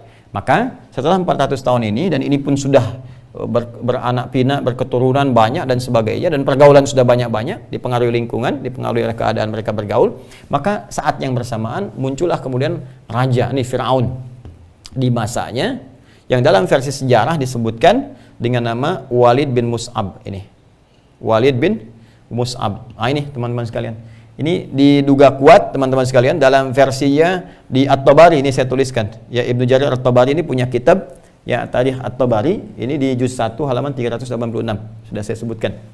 Ya, nanti Walid bin Mus'ab inilah teman-teman sekalian yang diduga kuat sebagai Firaun yang viral dikisahkan dalam Al-Qur'an, yang jasadnya kemudian utuh terlihat sampai dengan sekarang sebagai pembelajaran. Itu sebagian sejarawan menyebutkan namanya Walid bin Mus'ab, walaupun Al-Qur'an hanya mengatakan Firaun saja. Ya, Fir'aun dalam konteks adalah raja Mesir yang pada saat itu berkuasa. Ini yang mau saya sampaikan dan sering saya utarakan dalam hikmah tafsir. Di Al-Quran itu orang-orang bermasalah teman-teman sekalian. Seburuk apapun, sekuat apapun, itu selalu ditampilkan pada umumnya itu dengan inisial. Bisa dengan inisial gelar yang melekat kepadanya, atau karakteristik yang mungkin dia muncul gitu kan. Ya, misalnya Fir'aun itu kan gelar. bagi Raja Mesir. Kemudian nanti Abu Lahab, ya kan, itu karakteristik dalam tampilan kehidupannya, itu kan yang terlihat ganteng, bagus, seakan tidak ada noda, tapi hatinya ini tidak bersih, sehingga dipersiapkan oleh Allah pun kemudian dengan ancaman neraka yang bersih juga, yang nggak kotor apinya dan sebagainya. Maka muncul surat Al-Lahab misalnya, gitu kan, turunan-turunan seperti ini. Jadi seakan memberikan kesan kepada kita, kalaupun ada hal-hal yang tidak tepat dalam kehidupan, yang kita perbaiki perilakunya, bukan menyoal orangnya, ya, bukan menyoal orangnya, tapi perilakunya. Ada perilaku yang tidak tepat, ini yang diperbaiki, ya kan? Dan jangan pernah kemudian kita dalam arti kita fokus kepada orang, mencela orang sebagai. Boleh jadi orang lain dengan nama yang sama tidak seperti itu. Ya, misalnya ada seorang bernama misalnya Hidayat, ya kan? Nah, Hidayat yang satu punya persoalan, Hidayat yang lain kan belum tentu seperti itu. Adi yang satu begini, yang lain belum tentu begitu, kan? Maka yang fokus bagi orang Islam itu dalam narasi Al-Qur'an, petunjuk Al-Qur'an selalu jika ada perbuatan yang menyimpang, perbuatan diperbaiki. Bukan fokus kepada orangnya, maka kita pun orientasinya ketika ada yang salah, perbuatannya ini harus diperbaiki, ini yang salah. Apalagi jika perbuatan itu berdampak buruk secara sosial, ya secara luas, maka di sini pun kemudian harus kuat kita ingatkan, harus dibetulkan, bahkan ada turunan hukum-hukum yang tegas supaya kejadian-kejadian demikian tidak merambat dan meluas serta menghasilkan sisi negatif dalam konteks kehidupan yang lebih luas. Maka di sini teman-teman sekalian, Walid bin Mus'ab ini yang menikah dengan Asiyah, ya, binti Muzahim. Nah ini Asiyah binti Muzahim. Asiyah binti Muzahim itu awalnya istrinya Qabus bin Mus'ab. Ini Qabus bin Mus'ab. Jadi saudaranya Walid. Ya, Asiyah binti Muzahim, saudaranya Qabus bin Mus'ab. Qabus bin Mus'ab meninggal, kemudian Asiyah binti Muzahim ini nikah dengan Walid bin Mus'ab. Walaupun ada juga sebagian informasi dalam kitab sejarah menyebutkan bahwa ini harapan dari keturunan-keturunan yang 12 tadi menghadirkan Asiyah, ya seorang yang lembut, seorang yang baik, gitu kan, yang mungkin bisa menurunkan tensi ini nih, karakteristik Walid bin Mus'ab yang keras, ya. Kemudian juga lebih dekat kepada kejam, gitu. Jadi setelah 400 tahun ini banyak perubahan terjadi, lingkungan dan sebagainya, pergaulan-pergaulan yang menjadikan kemudian raja-raja setelah ini karakternya berbeda dengan sebelumnya. Ya, ini sudah banyak sekali terjadi dalam kehidupan. Ya, kadang-kadang juga bahkan di dalam sejarah keislaman pun kita akan temukan bagaimana berganti ketika Quran ditinggalkan, gitu kan, pedoman-pedoman manhaj dan nabawi ditinggalkan, terus dunia diikuti, pergaulan jadi lebih bebas lagi dan sebagainya. Maka lahirlah kemudian pemimpin-pemimpin atau orang-orang yang punya kebijakan-kebijakan yang jauh dari nilai-nilai kebaikan. Mungkin terjadi, ya, mungkin terjadi seperti itu. Dan dulu juga demikian, ketika manhaj Nabi Yusuf alaihissalam ditinggalkan, gitu kan, banyak pergaulan mulai muncul, keduniaan mulai jadi fokus dan sebagainya, salah pergaulan menjadi membentuk karakter. Ini Walid inilah yang disebut adalah raja Fir'aun, raja Mesir pada saat itu, di zaman itu setelah 400 tahun, yang punya karakteristik yang sangat keras, yang menjurus kepada kejam, gitu kan. Bahkan menahbiskan diri sebagai Tuhan. Nah, ini direkam dalam Al-Quran. Viral di surah An-Nazi'at itu kan. Faqala ana rabbukumul a'la, maka akulah Tuhan kalian yang paling agung. Ngaku Tuhan tuh. Ya, Fir'aun. Orang sekarang kan ngaku nabi. Orang sekarang ngaku nabi. Nabi yang ya macam-macam lah, gitu ya. Dari dulu sepeninggal Nabi Muhammad SAW, beliau katakan la nabiyya ba'di, enggak akan ada nabi setelah saya. Lah di situ juga memberikan isyarat bahwa akan ada orang ngaku-ngaku di kemudian hari. Tinggal Anda katakan ketika ada itu, jangan repot-repot. Udah enggak ada gitu. Itu aja cukup. Kan? Nah, maka ini lebih dahsyat lagi. Dia mengaku sebagai apa? Sebagai Tuhan. Ana rabbukumul a'la. Ini ya, teman-teman sekalian. Nah, jadi ini kondisi ini yang menjadikan kemudian kalangan turunan dari Bani Israel tadi yang telah banyak menyebar dan sebagainya, dan karakteristiknya udah beda-beda di sini. Jadi bukan generasi awal lagi, bukan Bani Israel generasi awal. Ya, ini yang sudah beranak pinak, sudah banyak lagi. Dan karena banyak beranak pinak ini belum tentu karakteristiknya sama dengan ke atasnya. Ya begini aja lah, kakek soleh, cucu belum tentu soleh kan? Anak belum tentu soleh kan? Ya, kadang-kadang kita lihat tuh kenapa ini ayahnya baik tapi anaknya begini. Jangan salahkan ayahnya. Jangan salahkan ibunya. Boleh jadi dia mendapat pengaruh dari lingkungan yang tidak tepat, kan? Terpisah dari ayah bundanya, dapat pengaruh di sini, pengaruh di situ. Itu baru 1-2 generasi, apalagi ini 400 tahun. Udah banyak sekali. Ya, makanya lahirnya salah satunya seperti raja yang kurang tepat, kurang baik karakter, boleh jadi juga karena kondisi masyarakatnya yang tidak baik dalam kondisi-kondisi tertentu. Maka di sini diharapkan dengan Asiyah yang baik, yang lembut, yang halus, itu kan, binti Muzahim bisa sedikit menurunkan karakteristik yang keras ini dan cenderung kepada kejam. Kejamnya di sini teman-teman sekalian, udah kalau bahasa kita sekarang, kalau nggak suka udah hilang nyawa deh. Ya, saya nggak suka dengan rambutnya. Ini admin nih, saya nggak suka dengan rambut kamu nih. Tolong pisahkan kepala dari badannya. Bukan suruh nyukur, pisahkan kepala dari badannya. Tuh, ya Dalam kondisi inilah teman-teman sekalian, ini disampaikan oleh Imam At-Tabari juga, juz 1 halaman 386 sama ke atas dengan Ibnu Athir. Ibnu Athir punya kitab namanya Al-Kamil fit Tarikh. Al-Kamil fit Tarikh. Jadi sejarah yang paripurna di juz 1 halaman 95 ya. Halaman 95. Jadi ini teman-teman sekalian ya. Ini sejarahnya kondisi Nabi Yusuf telah meninggal dunia 400 tahun setelahnya, Raja Fir'aun yang berganti namanya ini menikah dengan ini Asia itu istrinya Qabus, setelah Qabus meninggal pindah ke sini. Nah, disinilah terjadi sebuah peristiwa. Ketika ini berjalan, sudah viral, kerasnya, kejamnya, ngaku Tuhan, terus pengen yang elit-elit, dan yang jadi persoalan lingkungan sekitarannya pun bermasalah. Ya, misal dia punya misalnya pembisik intelektualnya, ya namanya Haman, gitu kan? Haman, ya itu intelektualnya, tapi keblinger gitu. Ini yang mendesain rancangan piramid yang sekarang masih utuh, dibuktikan kan? Ya, secara historis kita bisa cek sampai sekarang fakta sejarah piramidnya masih ada. Nah, ini arsitekturnya namanya Haman. Ya, nanti kita turunkan dalil-dalil dari Al-Quran ini untuk mempercepat dulu ya. Bisa di surat Al-A'raf itu lebih jelas, gitu kan? Nanti ada lagi di surat misalnya Toha dan turunan sebagian-sebagian, kita bisa saksikan turunan-turunan ini. Nanti dia juga nanti punya bala pasukan, bala tentara yang sangat terstruktur tentaranya itu. Ya, sangat terstruktur. Jadi dari kekuatan intelijennya. Ya, kekuatan dari aspek militernya tuh kalau kita lihat sekarang misalnya teman-teman sekalian udah jelas lah, infanterinya sudah ada gitu kan, pasukan militer khususnya ada. Bahkan dia punya satu unit khusus untuk eksekusi, ya kurang lebih ada ya, skala kecil lah. Kalau kita sekarang cuma 2-4 orang gitu kan. Nah, itu nanti itu yang akan menjalankan misi-misi khusus, bahkan bisa dalam konteks mendampingi seseorang sampai berhasil misi itu dibawa gitu kan. Makanya ini semua kayak Haman, kayak tentara, semua struktur pemerintahannya disebutkan oleh Al-Quran dengan Al-Fir'aun. Al-Fir'aun. Al-Fir'aun. Siapapun yang tidak patuh kepada Fir'aun, sudah selesai. Beda pendapat aja, udah meninggal. Beda pendapat. Bukan beda pendapatan, ya beda pendapatan mungkin beda pendapat meninggal. Ya, beliau yang di Korea sekarang itu kan, wah beda pendapat, udah rudal, bukan dieksekusi gitu, pakai rudal, boom, lemparin ke ikan piranha, lemparin ke ikan hiu, macam-macam kisah-kisah yang kita baca kan di media seperti itu. Nah ini dulu itu seperti itu, ya dahsyatnya seperti itu. Dan saat yang bersamaan dia konsen kepada pembangunan, kan dia bangun piramid, bangun kemewahan, bangun macam-macam, ini luas. Nah ini mereka sudah jadi satu keluarga, satu sistem. Ya, jadi kalau kita mau lihat keluarga real dalam konteks bahasa Arab disebut al namanya, al. Tapi al pun punya bahasa majas, yaitu sistem yang berlaku seperti kekeluargaan, tapi keluarga yang dimaksudkan di sini sistem struktur, ya, kehidupan, kepemimpinan yang kuat, yang seakan-akan satu dengan yang lain saling mengikat, seperti ikatan kekeluargaan. Ya kan ada surah ketiga Ali Imran kan, Imran menikah dengan Hanna, melahirkan Maryam, Maryam melahirkan Isa alaihissalam jami'an, kan mereka sangat kuat sekali.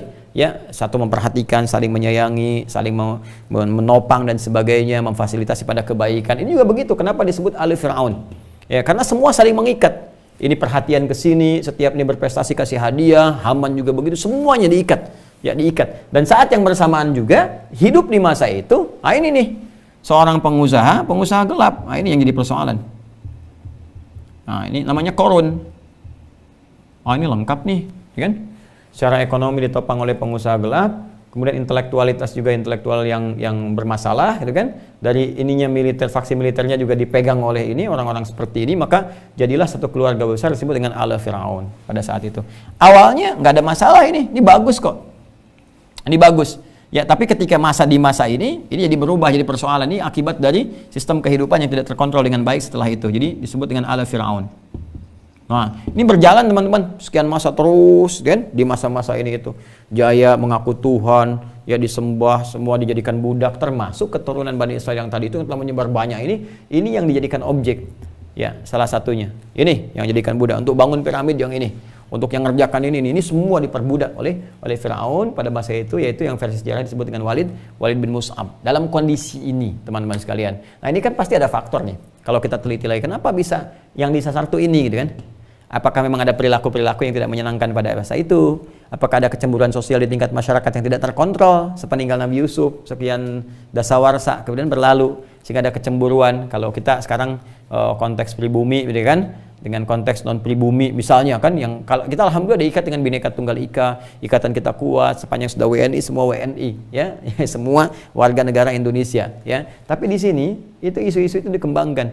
Ya, ini orang-orang ini bukan asli dari sini, orang-orang ini pendatang, orang-orang ini begini, dan kakek moyangnya walaupun begini tapi sudah sebagian mereka berubah dan sebagainya. Akhirnya di sini ini ada yang diperbudak. Ya, untuk proyek-proyek mercusuar seperti bangun piramid dan sebagainya. Ini generasi ini yang dijadikan objek perbudakan oleh Walid bin Mus'ab dan diminta untuk menyembah dia. Jadi sudah kita temukan Haman intelektualnya, kemudian di sini ada pengusahanya gelapnya Qarun, ya, makanya nanti kisah Qarun akan viral. Ya, inna Qaruna kana min qaumi Musa fabagha alaihim. Jadi Qarun itu termasuk dari umatnya Musa. Musa hidup zaman Firaun, ya. Jadi Qarun, di sini kemudian ada Firaun, ada Haman, ada bala tentara, dan satu lagi penyihir. Kalangan penyihir. Jadi Harry Potter ketinggalan, dan dulu udah ada nih. Harry Potter bikinan J.K. Rowling, fantasi J.K. Rowling, menghasilkan materi dunia. Orang berfantasi dapat dunia, gampang dunia itu kecil. Belum tentu dapat akhirat. Ya. Teman-teman sekalian ini kesini ya. Jadi ada penyihirnya. Ini termasuk dukun. Di sini ada dukun, kahin. Ya. Jadi ada dukunnya, ada penyihirnya. Ini faksinya, faksi religi lah kesini kan. Faksi religinya gitu. Jadi di sini ada faksi militernya, ini intelektualnya, ini bagian ekonominya, kemudian di sini ada religinya. Masing-masing tuh mencoba untuk mendapatkan pengaruh dari Firaun yang disebutkan di Walid bin Mus'ab ini, teman-teman sekalian. Dan aktor-aktor ini nanti akan ditampilkan di Al-Quran dalam pijakan kita ya. Kita nanti bisa bandingkan dengan narasi di kitab-kitab lain ya. Kita bisa bandingkan seperti apa, nanti sekali lagi akan ditimbang oleh kebenaran sejarah seperti apa kisahnya. Nah, dalam kondisi inilah kemudian teman-teman sekalian, kalau ada yang kira-kira membawa sesuatu yang membahayakan, tentara bersikap di sini, ya kan? Militer yang dimaksudkan. Kemudian kalau ingin terkait proyek-proyek mercusuar, Haman yang desain. Kemudian kalau ada misalnya kebutuhan-kebutuhan pokok disuplainya sama Qarun sini. Ya, makanya ini bodyguardnya Qarun juga diantara perwakilannya kan disupport juga dari sini, kasih bodyguard. Ya, kasih bodyguard sama penguasa sama Firaunnya. Makanya nanti di Quran surah Al-Qasas misalnya teman-teman, Anda bisa temukan ya bagaimana Qarun ketika jalan dikawal, ya, wa inna mafatihahu latanu bil usbah, dia jalan kemana aja itu pengawalnya hanya membawa kunci-kuncinya aja ditanduk, saking dahsyatnya kekayaannya. Ini disupport. Kemudian kalau ada terkait religiusitas itu dipanggil ini dukun-dukunnya bagaimana ke depan perspektifnya, maka dia nanti minta bantuan ke jin dan sebagainya. Terus kalau ingin mengganggu yang lain ya gunakan penyihir. Ya, jadi sihir, santet dan sebagainya ini sudah berlaku pada masa itu. Nah, di masa inilah kemudian setelah berkembang kurang lebih 400 tahun ya, ada satu gambaran dari sini dari para dukun yang menyampaikan kepada Walid bin Mus'ab bahwa akan terlahir di masa-masa ini seorang bayi, kan? Yang bayi ini laki-laki dan dia diduga kuat akan mengguncang kekuasaannya Firaun, menjatuhkan kan kekuasaannya ini. Maka apa yang terjadi kemudian, dia perintahkan kepada seluruh bala tentara yang tadi termasuk pasukan khususnya, dampingi setiap keluarga jika ada perempuan-perempuan di sana yang tengah mengandung. Ya, jika ada keluarga, dampingi setiap perempuan-perempuan di sana yang tengah mengandung. Kalau kemudian lahir laki-laki, maka langsung eksekusi. Anda bayangkan, sembelih di hadapan ibu yang baru melahirkannya. Bayi masih merah, lahir laki-laki, sembelih. Kalau perempuan, biarin hidup. Ini Firaun nih. Ya. Biarin hidup kalau perempuan. Ini diabadikan, nanti viral kisahnya. Kalau kita ambil dari awal, misalnya Al-Baqarah ayat 49. Wa idh najjaynakum min ali fir'auna yasumunakum su'al 'adzab yudzabbihuna abna'akum wa yastahyuna nisa'akum, ya, wa yastahyuna nisa'akum. Jadi kata Allah, ingatlah, pelajarilah. Ingat-ingatlah Bani Israel kan, ingat-ingat orang-orang yang sekarang hidup selamat dan sebagainya di masa Nabi SAW. Kamu nggak ingat kisah dulu bagaimana Allah selamatkan kalian dari kekejaman ini Firaun dan ini keluarga besarnya, min ali Firaun, dari semua kolega Firaun. Ini semua koleganya disebutkan oleh Allah, sehingga memang ini satu kejahatan yang masih terstruktur, ya, terstruktur dalam konteks kehidupan. Nah, jadi teman-teman sekalian, dalam konteks kehidupan, konteks bernegara, konteks berpemerintahan, ini konteksnya sangat luar biasa. Ya, makanya Allah menyebutnya min ali Firaun, dari kekejaman koleganya Firaun, semua nih, keluarga besarnya. Ya, yasumunakum su'al 'adzab, mereka bagaimana menyiksa kalian dengan siksa yang sangat buruk, ya, yudzabbihuna abna'akum, yudzabbihun, dari kata dzabaha. Dzabaha. Mereka mengeksekusi anak-anak laki-laki kalian. Itu teman-teman sekalian, dzabaha itu gini. Dzabaha itu menyembelih asalnya. Ya, makanya kalau kita kurban sebentar lagi ya, nanti ada kurban itu kan zabah, menyembelih. Tapi ada zabaha dan nahara beda. Kalau nahara itu menyembelih untuk hewan, ya di sini posisinya, tapi hewannya nggak dijatuhkan dulu. Makanya unta itu pakai nahara. Ya inna a'tainakal kautsar fasholli lirabbika wanhar. Jadi unta nggak dijatuhkan langsung. Kalau pakai pisau kecilnya begini berdirinya, atau kalau pisau besarnya panjang begini kan, ya seketika gitu. Tapi kalau kita jatuhkan dulu, kalau kita lembut jatuhkannya itu yadhbahu dzabhatan wa dzibhatan, ya jatuhkan baru kemudian sekali begini. Makanya kata Nabi, idza dzabhtum fa ahsinu dzibhah. Ketika kalian menyembelih, ya maka baguskan sembelihannya, baguskan cara menjatuhkannya, jangan menyakiti hewannya gitu kan. Tempatnya yang bagus. Kemudian ketika menyembelih 1 kali tarikan yang bagus. Tapi kalau Anda lakukan dengan cara yang kasar, dijatuhkan, kemudian berkali-kali digorok begini, maka ada tasydid di huruf keduanya ini. Dzabbaha begini. Kalau dilakukan terus-menerus, maka pakai fi'il mudhari, pakai ya ini, yudzabbihu. Untuk dia, tudzabbihu kamu, ya. Kalau banyak yang melakukan, maka pakai waw dan nun di ujungnya, yudzabbihun. Sekarang cek di Al-Qur'an, Quran surah kedua ayat 49. Wa idz najjaynakum min ali fir'auna yasumunakum su'al 'adzab yudzabbihun. Tuh. Artinya perbuatan ini bukan sekali 2 kali. Firaun keluarkan dekret setiap ada anak laki-laki dimanapun harus ada intel di situ, harus ada eksekutor di situ. Ya, dan mereka terbiasa begitu lahir. Anda bayangkan, lahir ibunya udah nunggu-nunggu mengandung 9 bulan 10 hari, begitu laki-laki bayi masih merah lempar ke bawah dengan cara yang kasar, digolok di hadapan ibu yang baru melahirkannya. Itu kerjaan dia tuh. Di sini. Ya. Dan dalam kondisi inilah kemudian teman-teman sekalian lahirlah Musa alaihissalam. Moses, ya kan? Nabi Musa alaihissalam. Ada yang mengatakan Musa disebut dengan Musa karena nanti dilarutkan di dalam aliran sungai, ya kan? Nah, dalam kondisi ini beliau dilahirkan, ya. Kemudian ini kisahnya panjang lah, gitu ya, tentang Musa ini bagaimana kemudian dicek, ya bagaimana ketika dicek tidak ditemukan, ketika lahiran pun kemudian dalam kondisi yang sangat aman dicek lagi, kemudian tidak ditemukan. Dan Musa ini, teman-teman sekalian, ini kalau kita lihat garisnya, garis keturunannya, kita turunkan kemudian sampai dengan ketemu ke atasnya, teman-teman sekalian, ini anak ketiga. Ya, saya ulang ya, lahir Musa di masa ini anak ketiga. Ya, dia punya kakak saudara, Nabi Musa alaihissalam punya kakak saudara namanya Harun. Ya, jelas ya? Saya ulangi, Nabi Musa alaihissalam punya saudara namanya siapa? Harun. Ya. Harun yang Nabi ya, bukan Harun yang dicari KPK itu bukan. Jadi Nabi Harun alaihissalam. Ini usia Musa dengan Nabi Harun itu beda 3 tahun. Beda 3 tahun. Dan sangat soleh. Ya, Nabi Harun sangat soleh, sangat baik. Bahkan nanti sepeninggal turunan ini pun banyak orang yang pengen kemudian namanya itu Harun. Termasuk nanti di masa Nabi Isa alaihissalam. Di masa Nabi Isa itu ada orang soleh namanya Harun juga. Ya, namanya orang soleh. Harun juga namanya. Ya, makanya ketika ibunda Nabi Isa itu Sayyidah Maryam, ya, itu punya ibu lagi namanya Hanna punya suami namanya Imran menikah dengan Hanna, melahirkan Maryam, ya kan? Maryam ini mencoba untuk meneladani kesolehan Harun. Ya, jadi sama tinggi, meningkat, ibadah kuat sampai nanti melahirkan Isa alaihissalam. Makanya ketika disoal oleh orang-orang pada saat itu, ketika Maryam mengandung kok nggak menikah, itu kan nggak disentuh laki-laki, orang yang bagus dan sebagainya. Nanti Quran surah 19 ayat 28. Ya, maka abuki imra'at sau'a wa makana ummuki baghiyah wa makanat ummuki baghiyah. Hei, bapakmu ini kan bukan orang yang sembarangan. Ibumu itu bukan perempuan-perempuan kotor. Tapi pembukanya, apa pembukanya? Ya ukhta Harun. Ya saudaranya Harun. Hei, saudarinya Harun, kan? Saudari di sini nanti ada 2 tafsir. Ada yang mengaitkan kepada Harun di masa itu, yaitu orang yang soleh, yang Maryam itu dinilai seperti dia. Makanya dalam bahasa Majaz dikatakan ukhta Harun. Kamu itu dalam ibadah seperti dia. Ya kan? Ada yang mengaitkan seperti Harun fungsinya kepada Musa. Ya, kenapa? Karena kakaknya Harun pun ada kakak namanya Maryam juga. Ini namanya siapa? Maryam. Jadi ini Harun kakaknya Musa, beda 3 tahun. Harun punya kakak namanya siapa? Maryam. Maryam inilah yang kemudian menghanyutkan Musa alaihissalam, ya, atas ilham yang Allah berikan kemudian dalam situasi pada saat itu, ya, kepada ibundanya untuk dihanyutkan, diikutkan pada aliran air sungai pada masa itu. Ini kalau nggak keimanan yang kuat nggak mungkin. Kalau bukan keimanan yang kuat nggak mungkin disuruh hanyutkan anak kemana lahirnya. Tapi disitulah nanti takdir Allah mengembalikan. Nanti kita akan lihat surat-surat yang terkait. Saya ingin katakan teman-teman sekalian, ini Ukhta Harun, saudarinya Harun, saudari Musa juga ke sini. Maka di sini Maryam juga salihah, Harun saleh gitu kan. Jadi kalau kita lihat misalnya Isa alaihissalam seorang nabi, rasul, Nabi Zakaria seorang nabi, rasul, tengah-tengahnya ada Maryam. Inilah indahnya Al-Qur'an.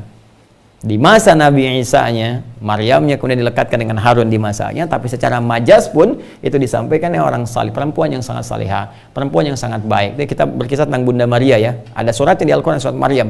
Makanya sangat dimuliakan, Nabi Isa dimuliakan, disebut 25 kali ya. Sayyidah Maryam alaihissalam ada suratnya, surat ke-19 Maryam. Jadi tampilan Quran itu memuliakan para nabi, mulia nabi, rasul dan sebagainya, nggak ada celah, nggak ada cacat, nggak pernah zina, nggak pernah selingkuh, nggak pernah macam-macam gitu kan.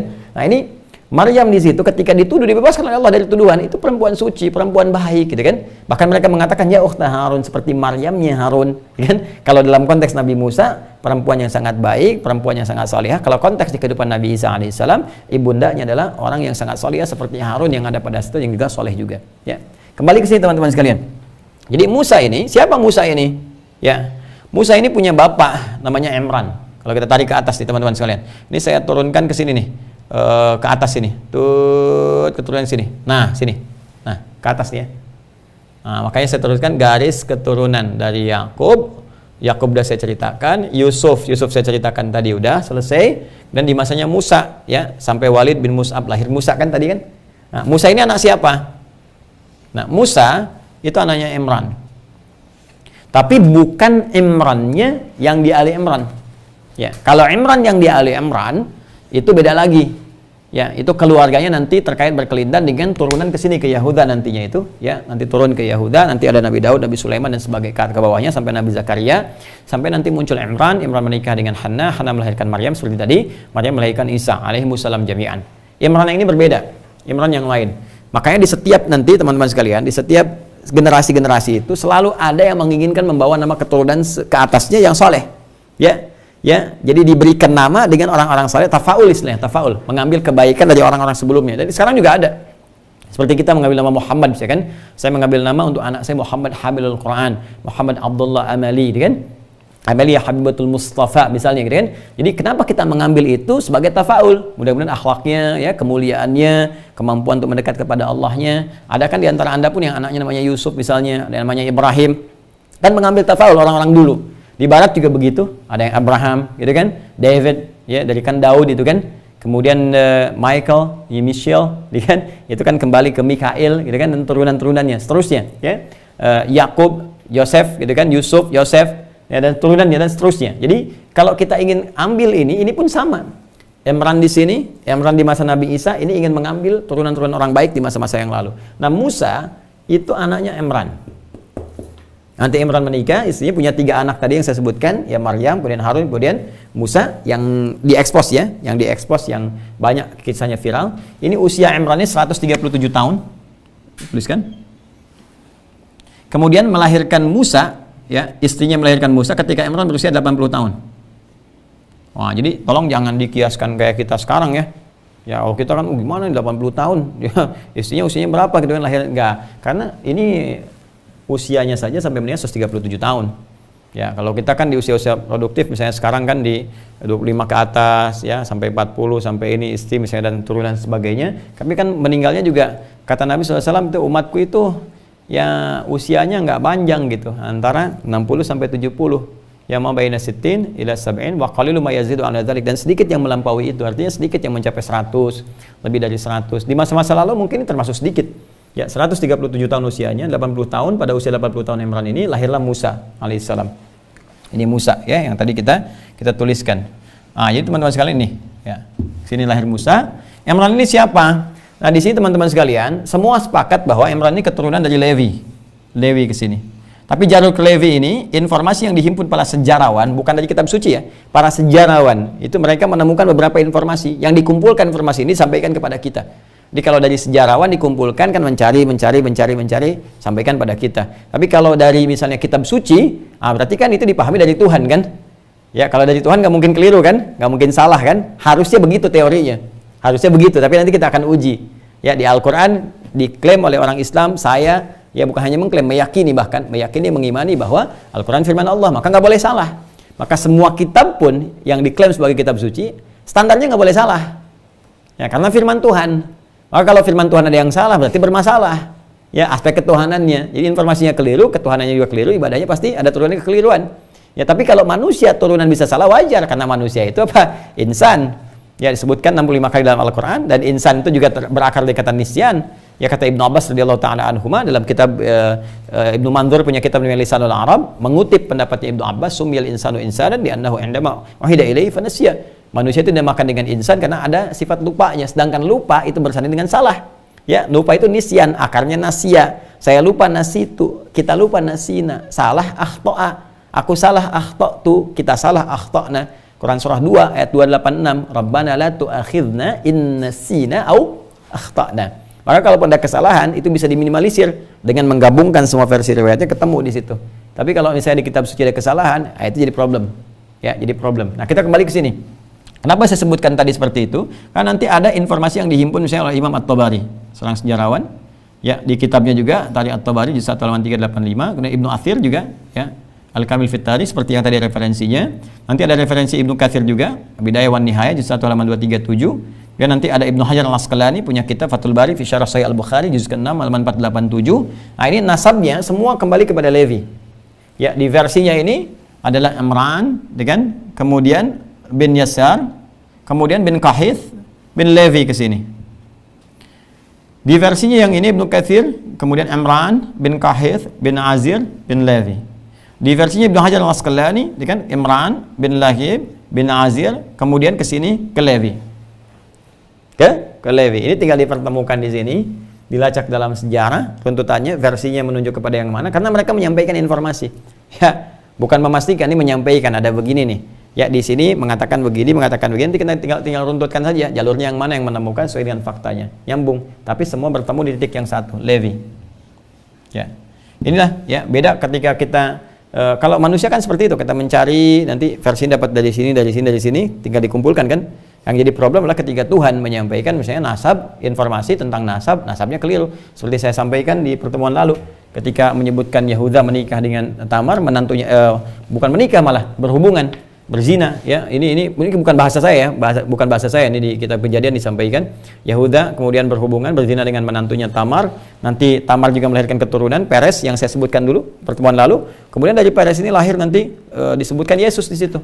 Ya, nanti ada perbedaan bahkan nasabnya di bagian ke-7 sampai dengan ke-8 antara di kitab Matius dengan di Lukas, ya, di dua itu. Nanti kita kalau udah sampai ke sana kita bedah secara argumentatif ya, secara ilmiah, dan kita bisa konfirmasikan. Nanti boleh misalnya disampaikan juga oleh sarjana Alkitab ini misalnya bagaimana sehingga wawasan informasi yang sampai kepada kita juga bisa terukur. Nanti bisa kita timbang di mana kebenarannya, gitu kan? Nah, kemudian balik ke sini teman-teman. Dan sekali lagi karena wacananya ilmiah, pembahasannya argumentasinya ilmiah, maka berada dalam lingkup keilmiahan. Adapun keyakinan kembali kepada masing-masing. Dan ini tingkat toleransi ilmiah yang sangat tinggi. Ya, tingkat toleransi ilmiah yang sangat tinggi. Kembali ke sini. Secara singkat, Musa ini keturunan dari Levi ke sini. Sedangkan Levi anak ketiga. Ya, dari Nabi Yakub alaihissalam, dari ibundanya Lea sini. Ya, atau Laia. Anak ketiga nih Ruben, Syamun, Levi. Ya. Levi. Ini nanti menurunkan imam-imam, pemimpin-pemimpin, makanya nanti di Kejadian di kitabnya ada imamat Levitikus, gitu kan? Nah, Musa itu keturunan ke Levi ke sini arahnya. Levi anak ketiga ini yang saya sebutkan dari Yakub alaihissalam. Jadi Nabi Musa itu masih turunan dari klan yang ketiga, suku yang ketiga. Dari 12 itu 12 suku, maka Nabi Musa alaihissalam dari sini, dari Levi. Ya. Lahirlah Musa alaihissalam di masa keadaan demikian, dan Nabi Musa kemudian secara luar biasa diberikan petunjuk oleh Allah Subhanahu wa taala kepada ibundanya dalam situasi yang sangat genting. Kisahnya sangat dalam sekali, bagaimana tiba-tiba kemudian beliau bisa selamat, itu kan? Tiba diminta dimasukkan ke dalam satu tempat, satu kotak, tabut, itu kan, dimasukkan ke dalam situ. Kemudian kalau dalam bahasa apa tuh Italia kuno, dipalidkeun. dipalitkan. Apa dipalitkan bahasa Indonesianya itu? Dilarutkan, ya. Dihanyutkan. Ya, kalau dilarutkan nanti hilang, habis gitu ya secara kimia. Dihanyutkan, ya. Apa namanya? Dihanyutkan di dalam aliran air sungai sehingga sampai kepada satu tempat, dan tempat itulah yang paling dahsyat, tempat orang yang memerintahkan setiap anak laki-laki itu dieksekusi. Jadi Anda bayangkan ya bagaimana rencana Allah menjadikan ya seorang anak anaknya diprediksi bahkan oleh para dukun-dukun tadi akan menjadi penghancur kerajaan Firaun pada masa itu, ya, Walid bin Mus'ab. Tapi dalam posisi yang sama Allah justru mengantarkan dia ke tempat Walid, ke tempatnya Firaun pada masa itu. Nah, maka bagaimana, apa yang terjadi ya ketika ditemukan oleh itu Asiyah binti Muzahim? Apa yang terjadi, bagaimana kesan Firaun pada masa itu, dan apa yang menjadikan Nabi Musa alaihissalam mendapat respon pertama dari Firaun, dan ini yang menyebabkan nanti beliau menjadi punya persoalan di lidahnya sehingga menjadi kalau dalam bahasa Rusia itu cadel, ya cadel gitu. Jadi itu nggak terlalu fasih, bahkan bukan cuman cadel tapi ada gagap juga. Gagap itu ada peristiwa sehingga dengan itu nanti meminta kepada Allah Subhanahu wa taala untuk disertakan Harun ya sebagai asisten beliau, sehingga Harun diangkat menjadi nabi karena doanya Nabi Musa alaihissalam, kan? Jadi dari situ teman-teman ada peristiwa. Seperti apa peristiwanya, bagaimana dihanyutkan Musa alaihissalam, dan ayat-ayat apa di Al-Quran yang akan membahas itu, kita akan sambungkan nih pada episode yang keempat nanti. Ya, masih dalam sejarah Yahudi, episode yang keempat kita akan bahas tentang masanya Musa. Bagaimana Musa tumbuh dari kecil di kerajaan Firaun, bagaimana dia bermain, bagaimana tumbuh menjadi dewasa, jadi kuat, nyambung lagi pertaliannya ke suku yang lainnya lagi, sampai nanti membawa kaumnya pada masa itu keluar dari kungkungan Firaun yang zalim sampai terbebas, sampai muncul Yahudi-Yahudi yang sekarang. Itu Yahudi sekarang tuh nyambung nasabnya kemana? Siapa mereka? Apakah mereka hanya sebatas komunitas yang punya keyakinan berbeda dengan yang leluhurnya? Ya, apakah mereka juga ada jalur genetik ke atasnya seperti apa? Itu akan diketahui awal-awalnya pada eranya Nabi Musa alaihissalam, dan itu pembahasan pada serial yang keempat, ya. Nanti akan nampak di masa Nabi Musa. Dari 12 itu klan mana tuh yang punya banyak masalah? Ya, baru di era Firaun baru keluar dari kejaran itu, ya, kejaran Firaunnya tenggelamkan depan matanya sendiri, tiba-tiba udah minta dibikinin Tuhan baru. Kan? Dari situ nanti pokoknya luar biasa lah. Ya, ngeselinnya gitu. Nanti kita akan lihat dan turunannya siapa sampai dengan sekarang, sampai dengan kitab acuannya itu. Kalau baca kitab acuannya itu udah bukan cuma geleng-geleng kepala gitu ya, tapi kita akan melihat siapa yang bisa buat yang seperti itu. Ya, yang menjadikan kita menjadi luar biasa geram gitu ya dengan turunan-turunan kitab yang menyarankan selain itu bukan manusia, itu binatang, ya kan, harus jadi pelayan macam-macam. Kita nanti akan lihat. Jadi itu situasinya, dan ini yang menjadikan semua secara historikal itu terkumpul di satu titik. Titiknya kembali kepada satu titik yang nanti akan terjadi di masa Musa alaihissalam. Itu titik asalnya, itu titik awalnya, itu titik pertemuan tingkat tertinggi spiritual dalam nuansa global sampai dengan sekarang, sampai kehidupan berakhir.